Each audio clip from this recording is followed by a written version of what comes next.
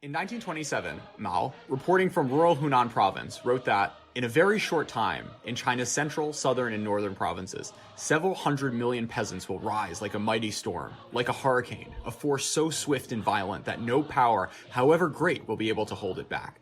They will smash all the trammels that bind them and rush forward on the road to liberation. They will sweep away all the imperialists, warlords, corrupt officials, local tyrants, and evil gentry into their graves. 20 years later, ensconced in Beijing, he was able to realize that vision to disastrous effect. To discuss the history and legacy of Chinese land reform in the 40s and 50s, we have on Brian DeMare, professor at Tulane and the author of the recent Land Wars, the story of China's Agrarian Revolution. The way you structured this book, instead of doing it straight chronologically, you had each chapter conforming to a different section of what Mao put forward as the idealized stages of land reform. And this narrative, which he first scripted out in 1927, ended up setting the structure for what ended up happening in the 40s and 50s. So first off, what do you think drew Mao so much to narrative, and why did this narrative end up becoming such an important part in the way things played out at the most local levels? The fascination with narrative was not unique to Mao Zedong. Part of the reasoning behind this book and my long-term fascination myself with narrative is the belief that stories are central to humanity. People have been telling stories since prehistory. Right at the moment, I happen to be teaching my ancient China class, and you see these ancient bronze vessels with the Taotie motifs and these mysterious beasts. And we know that there's a tremendous story associated with these monsters, although we just don't know exactly what it is. When you move forward in the historical record, change from one era to another has always been understood through the narrative device of the dynastic cycle, from the dynamic founders such as Zhu Yuanzhang to corrupt decline under self-interested eunuchs. So I would say that narrative is deeply embedded in Chinese society, particularly when it comes to political change.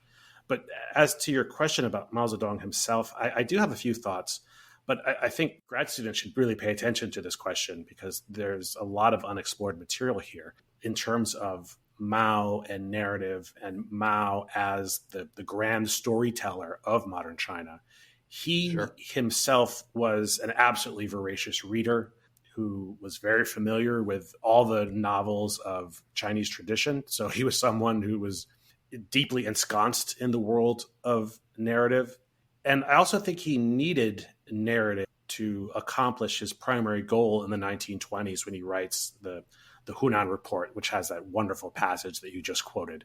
And he needs to argue for peasants and the peasantry as a revolutionary force. And at the time, there was a very strong view of peasants, and it was not a good one. At the very best, they were self-interested petty capitalists who just wanted to own their own land and make money. At worst, they were superstitious, backward, uncultured. And Mao doesn't so much as challenge this view as to argue that peasants can change. And to make that argument, he needs narrative to argue for that transformation. So I think that would be my answer for your question. But I think the broader question of Mao and his relationship to narrative over the course of his life is really deserving of more attention. Sure.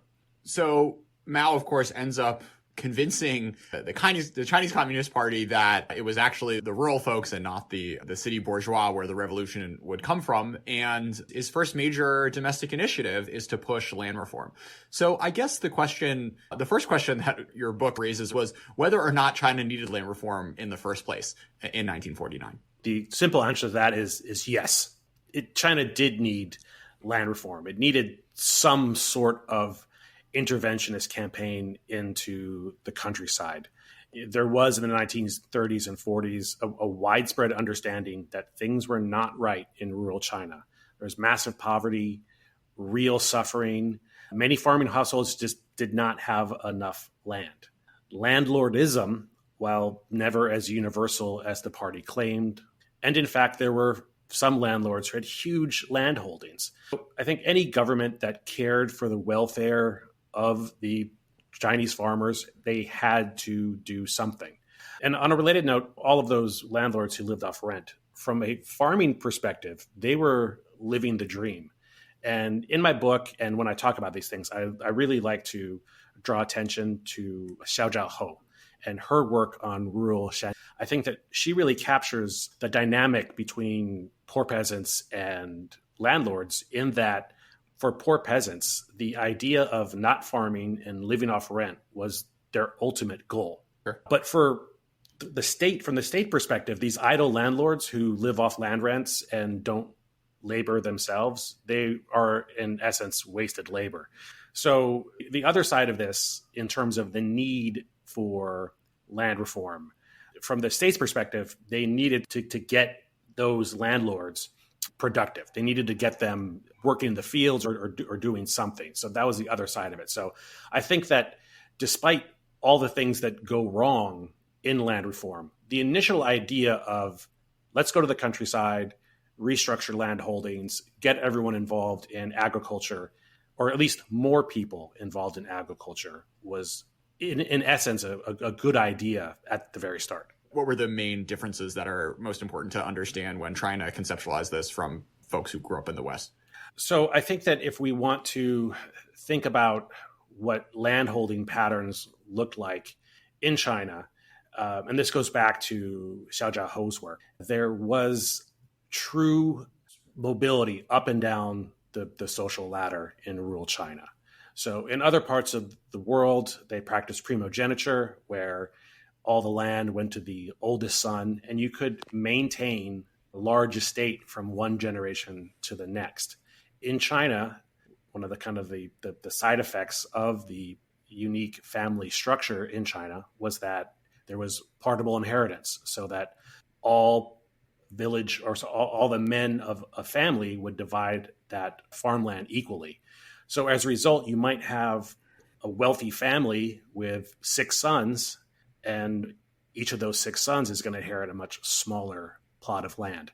So there is this sense that, yes, then this is what you see when you look at what villagers were saying about wealthy villagers, was that, yes, this person is wealthy, but look at how many sons he has. That wealth is not going to last multiple generations. And in contrast, the Communist Party, when they talk about landlord wealth, they explicitly say it does last from one generation to the next, and that it was impossible to move up the social ladder.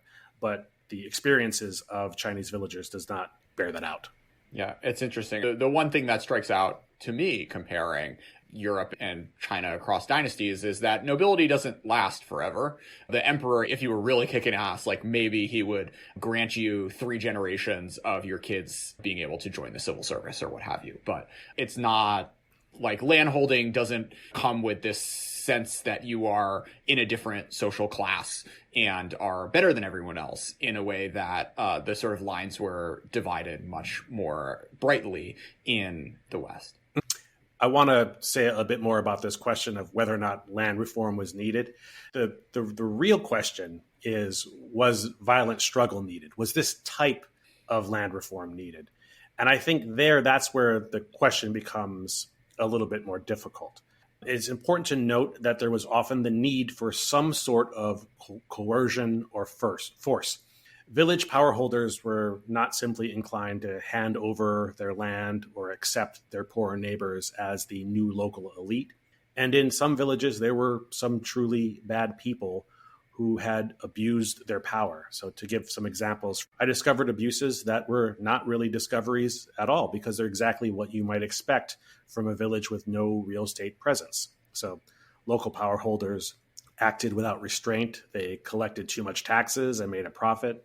They blackmailed families with threats of conscripting their sons into the nationalist army, and slept with married women. So especially for these men, land reform meant facing justice for past misdeeds, both criminal and moral. They really do have a reason to push back against change. So coercion or force in these cases, I would say, was needed. And I think this is important to note, that the arrival of state and party power was in essence the arrival of this sort of coercive power. Now, what happened in land reform, as readers of the book know, went far beyond the arrival of state power. And so the problem here, I think, is twofold. The first issue was that the party followed Mao's Hunan Report and essentialized the ideal of feudal resistance. So every village was assumed to be a hotbed of feudal reaction that needed to be defeated by heroic work teams and peasant activists. The second was the method to deal with those supposed reactionaries. And that, of course, is struggle. And I know we're going to get to struggle, but for the moment, I just want to emphasize that many observers and participants in land reform openly doubted the need for struggle. And I like to use two quotations to highlight the dynamic at work here. The first comes from a party report from Hunan in 1951, where a peasant is quoted as saying, if the point is just to give more land to the poor, why doesn't Chairman Mao just print out some banknotes, buy the land from the landlords, and then give us our share? And the answer is found in Dingling's novel about land reform. When two cadres are plotting what they need to do in the village they're in, one of them says, we have to have struggle. And the other says, yes, without struggle, there is no land reform. So to rephrase the question, was this model of land reform based on universalized violent struggle? I would say no, it was not. It led to far too many deaths, to say nothing with all the torture and other things that I'm sure we'll talk about. So let's go to the beginning of where Mao and your book start the narrative, which is on arriving. There was a tremendous amount of enthusiasm on the local as well as in elite circles. And you had this movement of work teams from Tsinghua and Beida and everywhere else signing up to go to rural areas and conduct land reform. So could you talk about where this motivation came from and how these elites thought of what role they should play when they signed up to go to these villages? So this is another really interesting question, and I think it probably ties into the May 4th movement and the radicalization of Chinese youth. This question makes me think of Peng Pai, who is a student from the countryside in Guangdong. He goes to Japan, becomes a Marxist, and comes back. And he was from a landlord family, and he gives away all of his family's land. And for youth such as Peng Pai, I think there was a real concern for rural citizens and a belief that he had a moral obligation to empower them. And it was almost his duty to give away his own wealth to do. And I also think that Peng Pai is already thinking in national terms, that uplifting farmers is a necessary part of the larger project of making China strong vis-a-vis various imperialist powers. As for the broader movement among students and intellectuals to join land reform work teams, it's dangerous, of course, to generalize all of these tens of thousands, if not hundreds of thousands of people. But I do think that they were motivated by moral concerns, want to do the right thing for farmers and making China strong. But they're, as we see in the book, they're not just uplifting farmers, they're also overseeing violent struggle of class enemies. And here I think that Maoist narrative of defeating the evil forces of feudalism is very important. So in Land Wars, I have an account that is written by a poet who joined a work team. And he talks about his journey as this great adventure into the unknown. And I think for Chinese youth, this was very appealing. I think that actually Western readers of William Hinton's Fan Shen, and I include myself, a few decades ago, I'm a young radical and I read this book and you have this shared sense of adventure. And beyond that, for the Chinese intellectuals who did take part in land reform, they were actively siding with the peasants. They were making their class stance clear. And this was a really great way to show your loyalty to the new regime. Totally. Especially for those with questionable backgrounds themselves. Yes. This is the ultimate way to prove that you're on the right side of history, so to speak.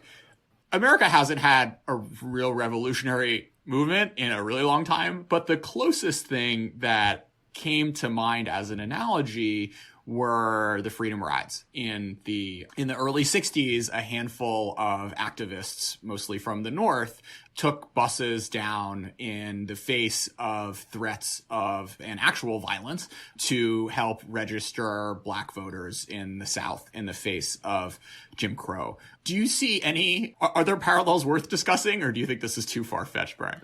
I think this is actually a very good question. And when I think about it, I think in more contemporary terms. I'm not the first person to do this. So when I look around and I see increased activism around Black Lives Matter and real tension between younger and older generations, I definitely see parallels. And very interestingly, there's a historian named Di Wang who wrote a really thought-provoking book called Violence on the Chengdu Plain that talked about these intellectuals in the 20s and 30s who would go to the countryside to carry out field work of a different kind. They were writing their MA theses. And he compares one of them, who's actually a central character in his book, to a modern social justice warrior. And he actually uses that exact phrase. And I think that since he wrote the book, the phrase social justice warrior has become too loaded to really use to compare to someone in China nearly 100 years ago.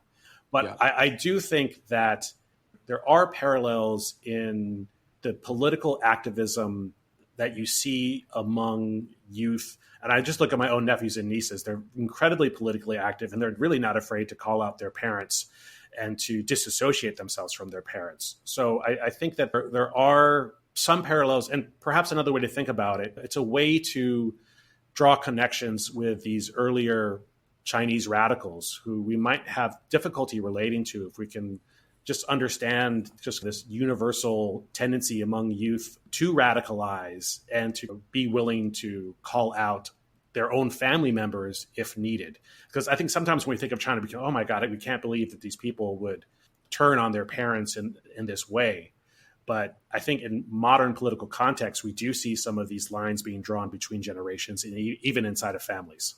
Yeah, this has certainly been happening in my household. Yes. No, I will say, Brian, that there is this right-wing meme right now comparing Black Lives Matter to the Cultural Revolution, and I think it's worth spending 90 seconds just to make very clear that it's in thinking about, okay, young people getting excited and passionate about politics, maybe, but the land reform and the Cultural Revolution became extraordinarily violent and destructive within weeks of them getting kicked off. And the comparative restraint and willingness to work through the system and organize to vote and what have you. What does like 3 Macy's being looted over the course of the entirety of what we've seen over the US in the past 6 months compare to hundreds of thousands being brutally killed in public? It boggles the mind that people would go there, but I guess that's just politics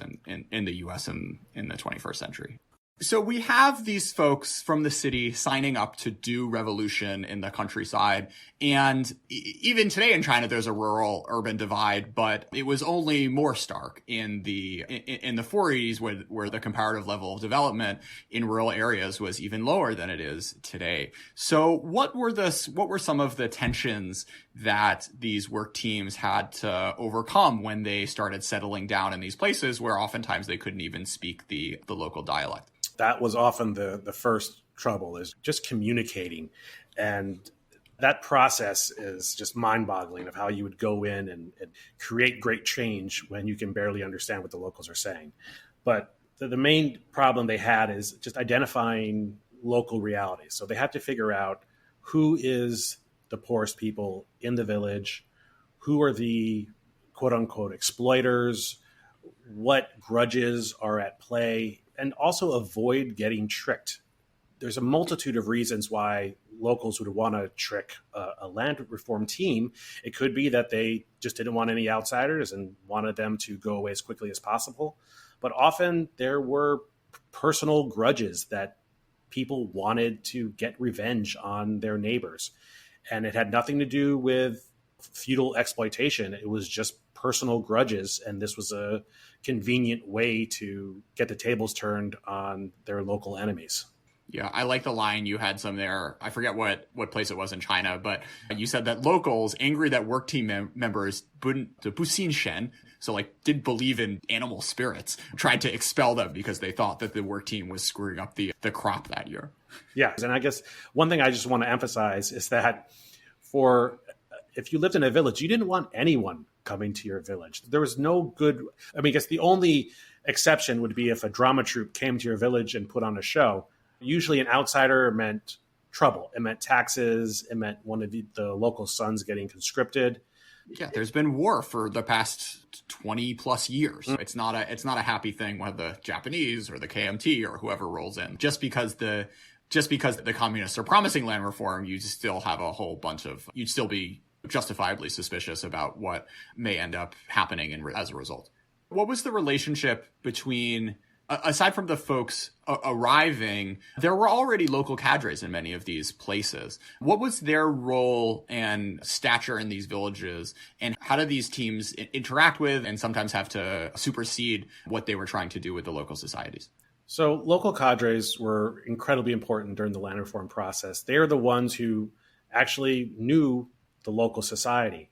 So there's a tension here when the work team arrives. On one hand, they are inclined to rely on local cadres and to listen to what they have to say. But on the other hand, there's always this knowledge that maybe the local cadres are in cahoots with local landlords. Again, according to the land reform narrative, there is always going to be a feudal reactionary plot against the work team that often involves certain local cadres who will be corrupted. And this is, of course, all according to the narrative, landlords and landlord families and landlord women specifically. So the work team, in a sense, never knows whether it can trust the local cadres. And local cadres, for their part, are, I guess there's a whole range of them, but many of them were self-interested and rose to leadership positions because there were material benefits to being a leader. For example, you often got the best land when land was redistributed. So you often end up with a situation where the local cadres are corrupt, but they're not necessarily corrupted by landlords. They're corrupted by their own political power. Yeah, it gets pretty awkward when the peasants start telling the work teams, like, actually, we're not pissed off at the landlords, we're pissed off at the cadres because they've been the ones who've been getting the best of what our valley has to offer. And this is something that transcends land reform throughout the Revolutionary era. This is a huge problem with local cadres. And you have multiple campaigns aimed at dealing with corrupt local cadres. And to think that it wouldn't be a problem in land reform is completely ridiculous, especially when you consider that the way that a lot of these local cadres originally come to power is through violent struggle or being tough guys. So they're exactly the type of people that you would expect to abuse their power. Yeah, of course, this is an issue with any one-party state, which is still with China today. Mm-hmm. Organizing. How did this process unfold in the villages? I think that this chapter really shows the power of organization, of doing things in a systematic and planned fashion. The fact is that the party had a very viable working strategy. It started with finding the poorest villagers, practicing what we call santong, or the three togethers, living, working, and eating together with these villagers, really getting to know them, understanding the hardships. And this is the easier part because there's really no shortage of hardships in your average Chinese village. The tricky part is to get your targets, your poor peasants, to see their bitterness, is what it was called ku, as being the result of someone that could be blamed, an exploiter. And so it's not just that this peasant has had bad luck or it's been fate, it's somebody's fault. And so if a villager, for example, is paying rent, it's very easy to see how someone else is benefiting from your labor. So you get your poor peasant to understand that they are living a very bitter life, and you get them to what we call speak bitterness, to talk about their bitterness, and then to get that bitterness or anger focused on someone in the village. And then you bring together various poor activists, what we call a speaking bitterness meeting. They compare suffering, and they practice articulating their anger and articulating the various crimes that have been committed against them. It's just very appealing, just being able to blame. On the one hand, there's a challenge in convincing people who like their landlords, who think they've treated them well, that they're bad people. But at the end of the day, everyone wants their life to be better. And if narratives of resentment are really powerful in lots of contexts. And when you have people, when I read it, it gave me this idea of planting memories, like the sentence like, 你有没有苦? just think harder. This person must have been bad to you because he's from the wrong class or whatever. It gave me this image of like policemen getting folks to make false confessions. And of course, we talked about there were certainly bad landlords, but when you take this very attractive narrative to make your life make sense and make your struggle make sense, and certainly these peasants had really hard lives, there's something extraordinarily seductive about what the work teams were trying to push. I think this sentence that you highlighted, "Niome oku," if you live in the village, yo is the only answer for that. Yes, I do, in fact, Totally have bitterness. And it becomes, I think, in a sense, a kind of a mode of discourse throughout the entire Maoist era. This idea of spilling your guts to a work team. So it's not just in land reform. And later, every time they send a work team to your village, they're going because they want you to talk. And so to me, it seems that villagers really got used to this idea of just spilling their guts. So when I was doing research in the early 2000s, I had my little research team of fellow graduate students, and we did not see ourselves as a communist work team. But that's how the villagers treated us, because we would go into their houses and just immediately they would just start talking about all the difficulty they have. And they were not complaining about the forces of feudalism, as we might guess. They were complaining about local cadres and about all the party's policies. But it was this weird moment where we really did feel like we were practicing the three togethers and getting these villagers just to tell us everything. But they were really ready to speak of their bitterness. To go back to this sentence of "Niome oku," it was 垂世有很多. They had a lot of bitterness. Since you brought it up, maybe now's a good time to talk a little bit about the research process. Certainly villagers are happy to chat with this weird white guy, or some villagers would be more than happy to chat with this weird white guy about what's going wrong in their lives. But local archivists may not be super excited about you digging around the deepest, darkest secrets that these localities have in the stacks. So what was the actual research process like in these archives? There wasn't a lot of research that happened inside of an archive for this book. My takeaway from conducting research from this book was that it took me nearly 2 decades to do. It was a long process. I lived in China for about 5 years straight. And during that time, I was working on land reform. And I had some success in archives collecting materials for what became my first book, Mao's Cultural Army, which is about drama troops. And the reason I ended up writing that book was that I could get archival documents. So even as I was actually quite successful in getting materials for that book, the archivists that I dealt with were all very clear that there would be no documents on land reform forthcoming. The opera stuff, the drama stuff, I could sell that as a cultural product or cultural project, and it worked quite well. So for land reform, it's too sensitive. And my Chinese colleagues who work at Chinese universities would say to me, "Look, Brian, I can't get those documents. How are you going to get them?" And that was one of the reasons for a while I just despaired about ever being able to write this book. A few things happened. One is that I found some really excellent published collections. And there are 2 in particular. One was published by a Chinese university, and it was marked like for internal distribution only. Of course, those things eventually all end up online on the market because China is a capitalist place these days.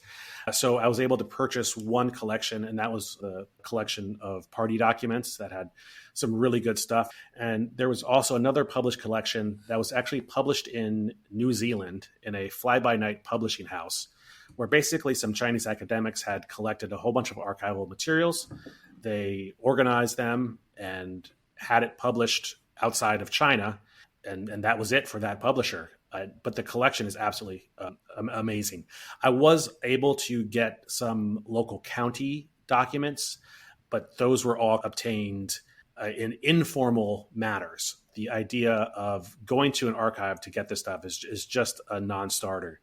As much as the Communist Party wants to control the archives, it can't control all of these documents, in a large part because Chinese academics won't let them. Chinese academics are very much secure in their faith in the power of documents and the importance of getting them out there and sharing them. because of that, I think that enough of the documents saw the day of light. I was able to track them down. That said, there is so much more that is out there. So let's talk about dividing the process of deciding who was in what class in all of these villages. Okay. So the idea of Maoist classes, the way that they were formulated, was alien to the countryside. And what I really try to emphasize, there were very real social divisions in Chinese villages. That's just the fact of life. The idea that there were no classes in China or no classes in the village is just completely ridiculous. There were, of course, different social groupings. Some people were better off and some people were not so well off. But the idea that there were set classes that were static and people were stuck in them, and that they were, by their definition, stuck in these various strata because of exploitation that just ensured you were only in one class from one generation to the next, was completely imported. And this is something that I've run into a lot of trouble with, because when I talk about the creation of the landlord class in the Chinese village, what I'm talking about is first and foremost the creation of this discursive category of landlord, which was a new term. So what did Xi's dad think of all this? Xi Jinping's dad, Xi Zhongxun, and here I just want to start by noting that I'm not an expert on Xi Zhongxun. I know him through the documents. I know him through the sources. I know him through the letters that he wrote to other party leaders, including Mao Zedong, about land reform. And what I would say is that from these sources, he always seemed to me to be very thoughtful and someone who was concerned with understanding the actual conditions in the countryside. And what he saw was, to me, a very accurate depiction of the countryside in terms of its class composition. Mao, when he talked about poor peasants, he really romanticized them as being moral, brave, upright, not afraid to fight, but also poor because they were exploited. And what Xi Zhongxun saw was that, yes, there are poor peasants who are poor because of bad luck, because their family was poor, there was too many sons, they didn't have enough land, and that was no fault of their own. But he also saw that there were poor peasants who were poor for a reason. They didn't like to work. They loved to eat. They liked to drink and gamble. And that was why they were poor. And so Xi Zhongxun very rightfully said, you cannot put the fate of the revolution in their hands. Yeah, just this idea of seeing and graze was something that Mao never did. And when you want to electrify a movement, grays don't necessarily help. But when you're trying to govern and increase land yields and what have you, it's the sort of subtlety which Mr.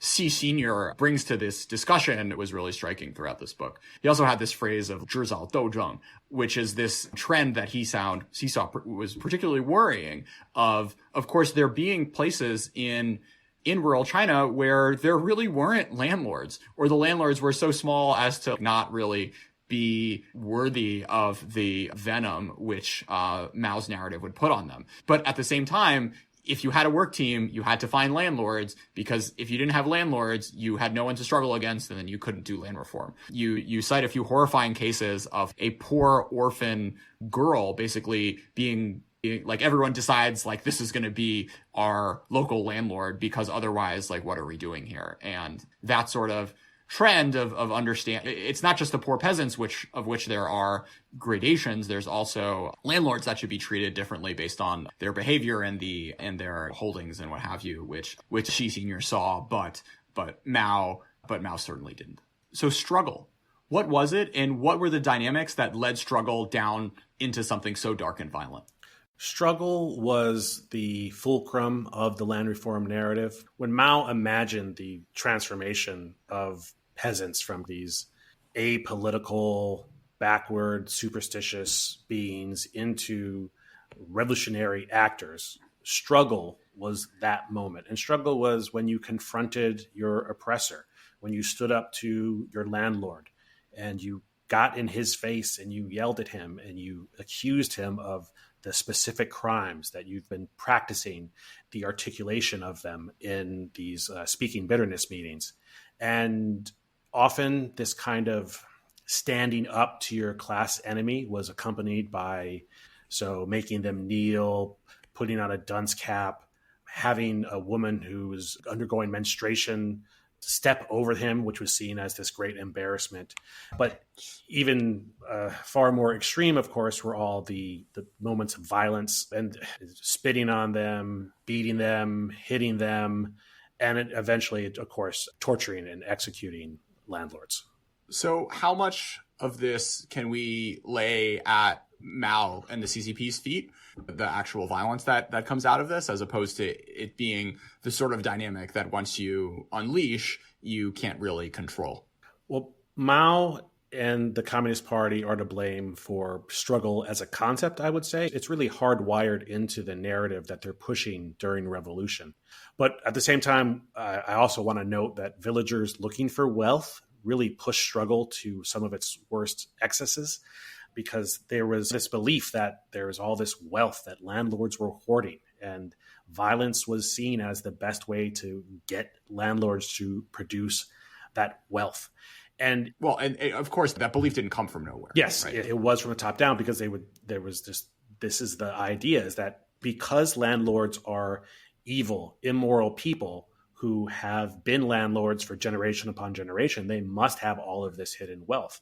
And for local officials, whether they be local cadres or work team members, there's always this understanding that it's better to be too violent and to give the masses too much of a free hand, as opposing to controlling the masses and trying to limit violence and run the risk of what we call peaceful land reform. So there's almost like a long-term tendency, I think, for local officials to take orders to their extremes. I suspect because the party is always suspicious that local officials will not follow orders. So if you are working at the local level and you are nervous about your career and advancement, it's always better to go too far. So I just recently read a report about the destruction of houses in the countryside around Beijing, where the party had ordered local officials to deal with all of these houses that were popping up. And local officials really went to extremes and demolished entire villages. So I think this idea of the party giving an order and then local officials carrying it to really radical extremes seems to be hardwired into the relationship between local and central officials. That's interesting. One of the things that I found most chilling was how much this was like a taolu, just like a series of steps that would play out, and everyone knew what the ending was. And the landlords knew it too. Thousands and thousands of people committing suicide because they see what's coming and don't want to have to go through what struggle will bring them and their families. It's just the staging, the way in which it's a play. As you said, people are coached into their roles, and there's an order in which the local work teams know is like the best to get people the most riled up, so that the struggle really gives you the fireworks that you were aiming for in the first place, because this is really, this is like the summation of all the work that you came to the villages and all the time you spent doing the things that like make sense, like hanging out with the villagers and understanding what their issues are, but channeling all that anger in a very directed from the top way into this struggle process really put a chill down my spine. Deng Xiaoping does not come off well in your book, to say the least. I want to read a passage that Deng wrote describing his experience of the impact that violence had on the villages that he was in charge of. He writes that the masses would hate a few landlords and want them killed. So according to the wishes of the masses, we would have these landlords killed. Afterwards, the masses would fear reprisals from those who had ties to who we had just killed, and would draw up an even bigger list of names, saying that if these people were also killed, everything would be okay. So once again, according to the wishes of the masses, we would have these people killed. And after we killed these people, the masses felt they were fearing of even more people who wanted revenge for these deaths. So they would draw up an even bigger list of names. And once again, we would kill these people. We kept on killing, and the masses kept feeling more and more insecure. The masses were frightened, scared, and took flight. The result was that over 200 people were killed and work in 12 administrative villages was ruined. I remember discovering this quote in the documents and just really being shocked. I think it really highlights who Deng Xiaoping was. I think that all too often, we being historians hold him up as the opposite of Mao Zedong. So, Mao just wants class struggle. Deng wants economic development. He's the pragmatic reformer, not the romantic revolutionary. But I think this shows that Deng is good at banging heads, and he was not afraid of violence. And so I think that when you read this quote, you can see a connection between what happened in land reform and what happened in Tiananmen Square. It's not a concern about violence. Yeah, I think it's particularly striking because in Tiananmen, of course, but also even back in the 50s, there were other senior CCP leaders who saw much more of a problem with this. The passage is creepy in that it's not worried about the people getting killed. It's more like, oh man, the land reform didn't work out because this got a little out of hand. Like, that's a bummer. But it is, where am I going with this? I think you're right, Brian. And it's striking that when you see these debates on Tiananmen and in land reform, as well as others where Deng played a role in the violence, that it wasn't everyone who was on board with this sort of thing. He says, like, land reform is not a time for wen behavior. We don't need to be cultured with this. A little excess is okay. He clearly comes out as a leader who's much more comfortable with the deaths of his own citizenry, which is something that, as you said, is often forgotten with the sort of like hagiographic spin that Deng often gets in coverage, like obviously domestically, but also around the world. So what are the debates around the death tolls from land reform? It's a good question, but not one that I have ever been comfortable answering with a definitive answer. And it goes back to just the closed nature of the discussion about land reform in China that makes it very difficult. And there are some numbers that have been produced by historians working in the PRC, which are just huge. So there's no doubt that there's a massive number of people who were killed. The question really is how many millions of people died. I've always been very comfortable, and I hate using that word in this context, but comfortable with the figure of 1 million, with the kind of assumption there's about 1 million villages in China, and in any given village, one person was probably killed. But other historians have gone up to 3 million, and I have no way to refute that. And to be honest with your listeners, I don't really have an interest in knowing if it was 1 million, 2 million, or 3 million. To me, 1 million is enough. That's enough to justify whatever you want to say about land reform. Yeah. And this is a forgotten catastrophe compared to the Cultural Revolution and the Great Leap Forward, but 1 million deaths is nothing to sneeze at. So the goal of all of this was fan shen, so turning over your body, turning over your body in English, but is much more poetic in Chinese. So what is it, and did it end up happening thanks to all of this suffering? As you said, fan was the ultimate goal of land reform. Without fan, land reform was not complete. And fan shen, it's a socialist-led awakening where, under the tutelage of the Communist Party and by receiving their ideological training, and most importantly, by taking part in violent struggle against your class enemies, you have this enlightenment, this awakening, and you realize your power as a member of the peasant masses, and you assume political leadership over your village. And a very big part of it was you got wealth. You got property from what we call the struggle object, the class enemy that you struggled. And that gives you what we call economic fan shen, which is that basis for your life where you now you can live comfortably. But that was to be accompanied by political and cultural fan shen, where you understood your power as the masses, as I said, and also cultural, that you wanted to learn how to read and you would, stop beating your wife, things like that. And I just would add, it's very interesting to me. Obviously, in the West, a lot of people know this term, fan shen. It's what William Hinton called his book about land reform. And that he called his book Fan Shen, I think, is not an accident. It's this moment of peasant liberation that is incredibly appealing to an outside observer, such as William Hinton or myself as a young radical who was reading his book. It was that idea of peasants being liberated and standing up and joining this kind of global movement of workers and peasants that really was quite meaningful.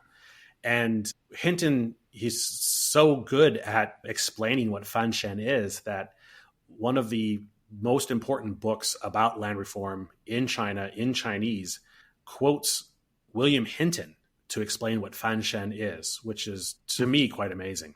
It's interesting. There's a tradition of the CCP using Western writers, Western radical writers, both for buttressing their international image as well as using it as domestic propaganda. Of course, Edgar Snow's book helped recruit many Chinese to go meet Mao in the hills. So seeing that this story is, as we've talked about, is incredibly alluring. And as there is violence in that Hinton reports on, but it is not the big takeaway that you get from his work. Yeah, correct. And I think I'm not unique in being drawn to the study of China by Fan Shen. There's a lot of people out there who read that book and then decided that this is what they were passionate about. The same thing with Edgar Snow and Red Star Over China. And I often wonder what the current generation of China scholars who are coming up, if they similarly had that kind of experience with a book. I gotta say, though, Martin Jacques, like When China Rules the World, the literary chops have sort of fallen off a cliff when it comes to idealizing the CCP. They have.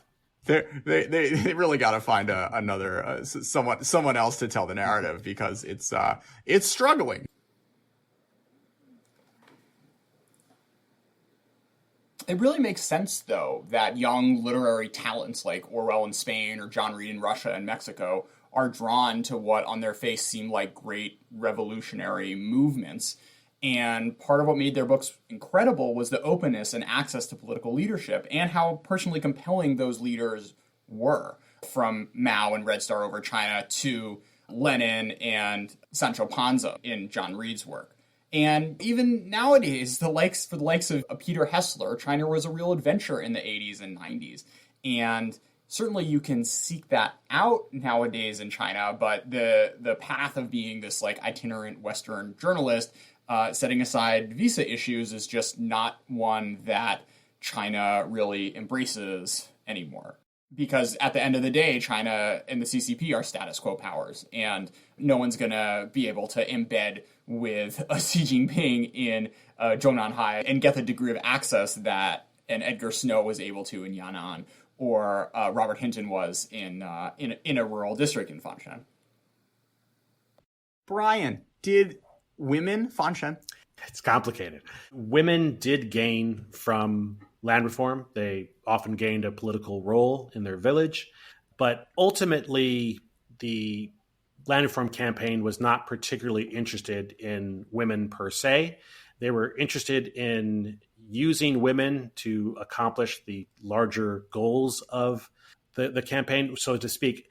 So, for example, one of the things that work teams discovered was very effective when you're struggling a landlord is for a woman to come up, tell a sob story, and cry. So women who could cry easily or on demand found themselves very much in demand for getting up and giving these impassioned speeches and then breaking into tears and then encouraging other people in the audience to also cry. So you have all these instances, and you can find them, of women becoming political activists, of women who become labor heroes after receiving land. But overall, the focus on work teams was on class, not on gender. And you have instances where a work team will meet with a bunch of women and say, okay, let's talk about your bitterness. And the women will say, okay, yes, we would like to talk about our husbands and how much they abuse us and beat us and how they're so horrible. And they are instructed not to focus on their husbands, that they need to focus on class, not on these other issues. So overall, the liberation of women most certainly had to wait. Yeah, I love this quote from a report that was angry at these women because they do not see class oppression, only their in-laws and husbands. Mm-hmm. And I think if you had seen how their in-laws and husbands treated them, you would have sided with the women, right? Oh, totally. It comes back to narrative, right? There's one series of steps and there's one model for what is wrong with a village and what the solution is to fix it. And gender sort of comes into play a little bit. You write at least like widows and divorcees. I guess divorce is a new thing too, which is exciting. But those are the folks who get to own land. But at the end of the day, you're still stuck with this very patriarchal society. As you write, the land reform buttressed the family order, which ends up giving these men more power over their sisters and wives and daughters, which ends up not necessarily for the better. Talk a little bit about sexual violence, which also had a disturbingly large role to play in land reform. The problem of sexual assault in land reform is a classic example of the silences in the archives, or broadly, silence in the documents, because it's not discussed. There are a lot of problems that get a lot of attention in party reports in terms of land reform. So in the documents, there's a lot of attention about the problems of local cadres, and for example, whether or not they're hoarding the fruits of struggle.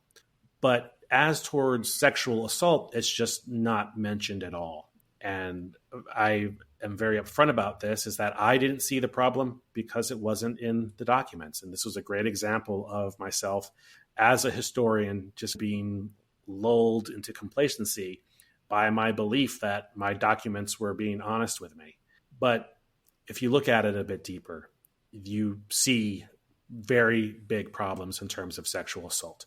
And here, I do want to talk a little bit about Hinton and Fan Shen, because when you go back and you read Fan Shen closely, it's very clear that sexual assault is a problem. But there's two things that happen in that book. One is that Hinton is just a great writer.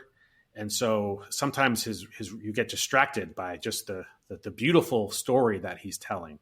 The other, and related, is that he uses his narrative prowess to sympathize with the sexual assaulters, right? The peasant men who are committing these crimes.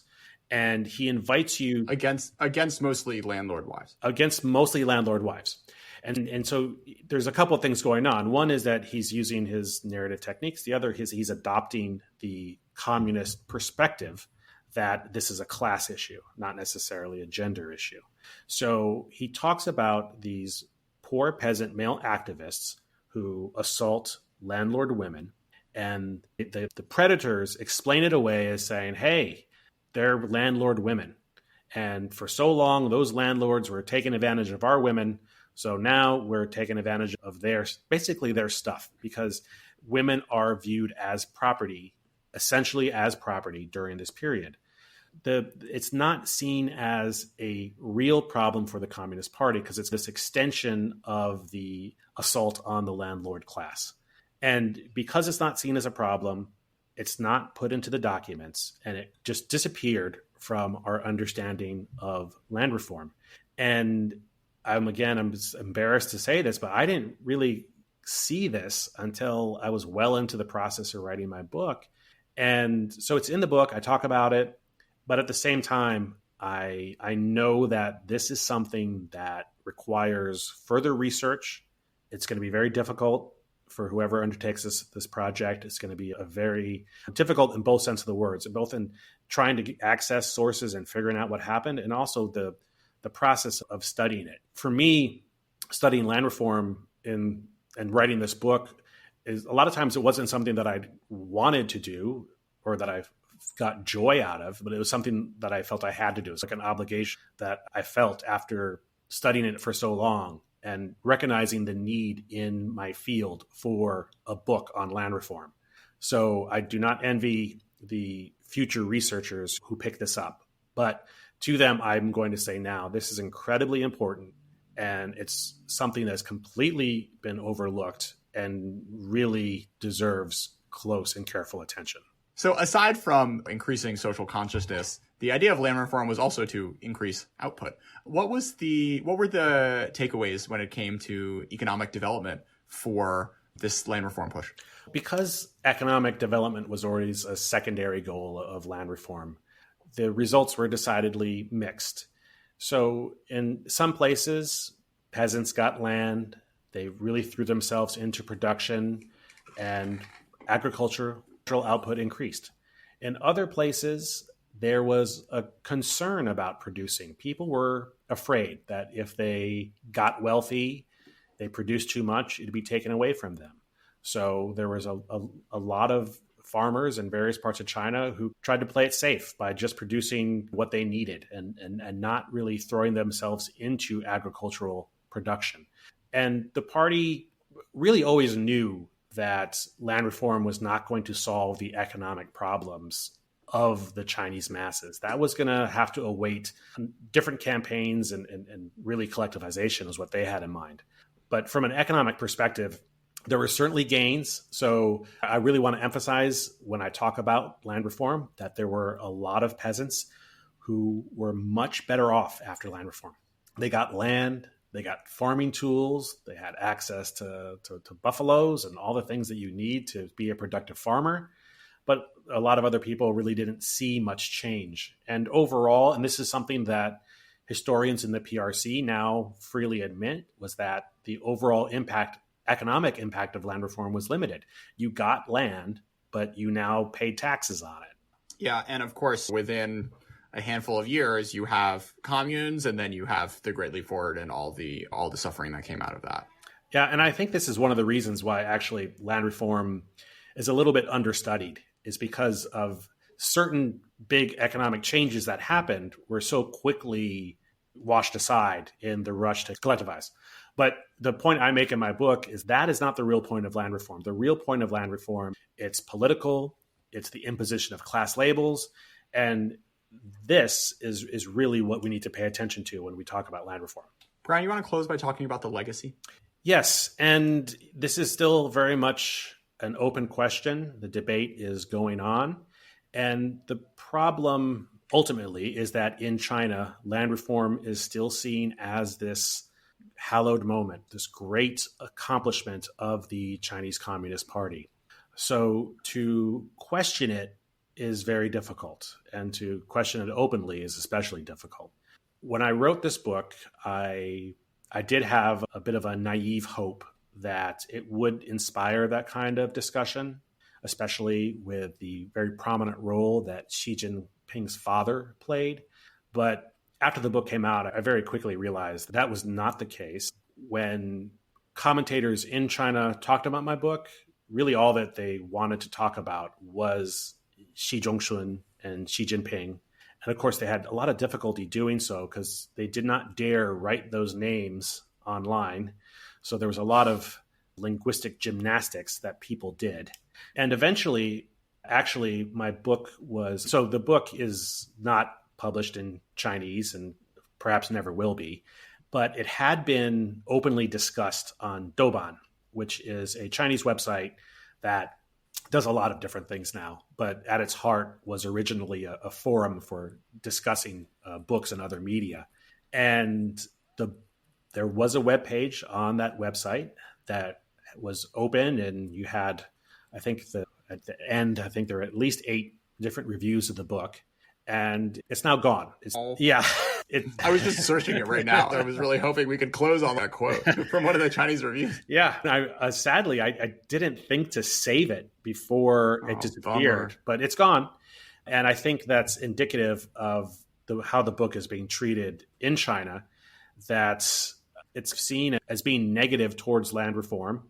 And of course, there are a lot of negative things about land reform, but I also make pains to note that there were a lot of good people with good ideas involved in land reform, and that we need to be aware of that. But the book has been banned, at least in terms of discussion. It's hard to ban a book before it's even been published. As for the broader legacy, I increasingly am starting to think of land reform as the original sin of the communist revolution in the countryside, where so many things went bad at that very moment and had profound implications as the decades went on. So in my book, clearly the biggest one is the arrival of class labels. And Xi Zhongxun, Xi Jinping's father, was very strong about this. He said, you cannot pass those on from one generation to the next, but that's exactly what they did.